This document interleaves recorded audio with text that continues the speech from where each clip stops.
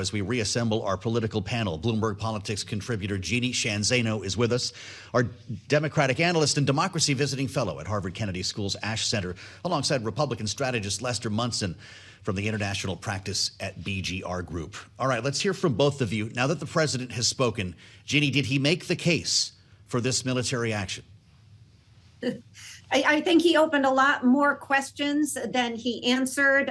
The idea that Marco Rubio, who already has something to 3 to 4 jobs by any count, is going to be joining this team and running Venezuela, I don't think many of us expected it. And how that is going to happen, for what length, who is going to do it. He's open to boots on the ground.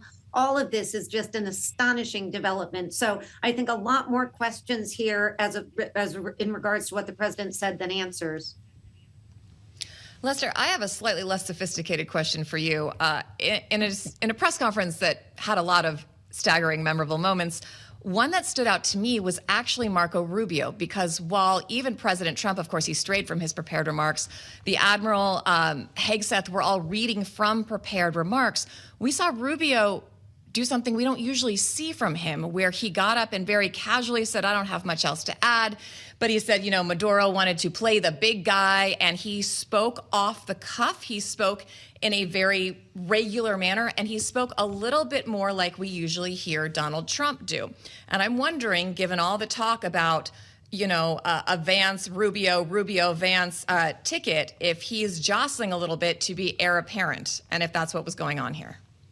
Yeah, boy, you could read a lot into that. I think it's a great question. I think the Secretary of State did a good job. He looked very comfortable.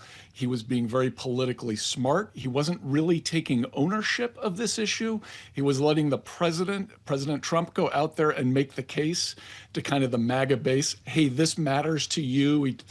Trump talked about the young victim of Tren de Aragua in Texas and said, this matters for our people. And Rubio was happy to kind of step aside and let him do that. I think we all sense that Rubio has been playing a huge role in this policy making leading up to this, in this moment, and is clearly going to play a big role in the future.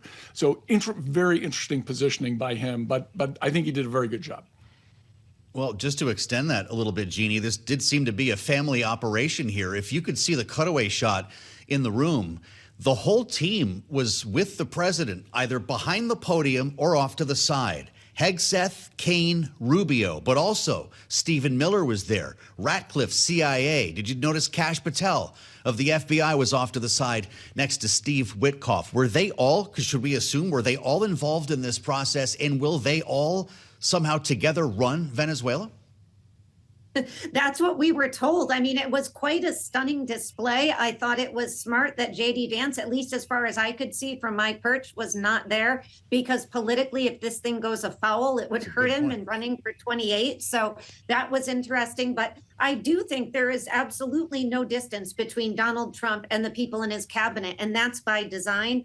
And one really interesting thing I thought Rubio had to say was the fact that there are instances in which the administration does not need to inform Congress about a military activity if it is a law enforcement activity. This is news, I think, to many of us in the legal community. It'll be interesting to see what Congress and the courts have to say about that.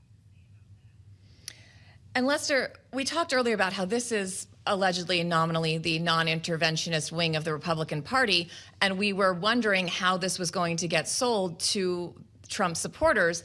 The president was asked that question directly. How is this America first? And he said it's in America's interest to have good neighbors and the oil. He said having energy is in America's best interest. What are your takes on that? And do you think Trump voters are going to buy that? Yeah, this is classic kind of Jacksonian approach, to foreign policy, which is the U.S. getting something out of this? And I think President Trump believes if he goes out and makes a case, we're getting the oil, we're going to manage the oil, this belonged to us, we're taking it back, that's going to resonate with that MAGA base. And there's a lot of evidence that may be true. And I think he's clearly was using this hour or so to shape that argument with his base. There's been some criticism of this.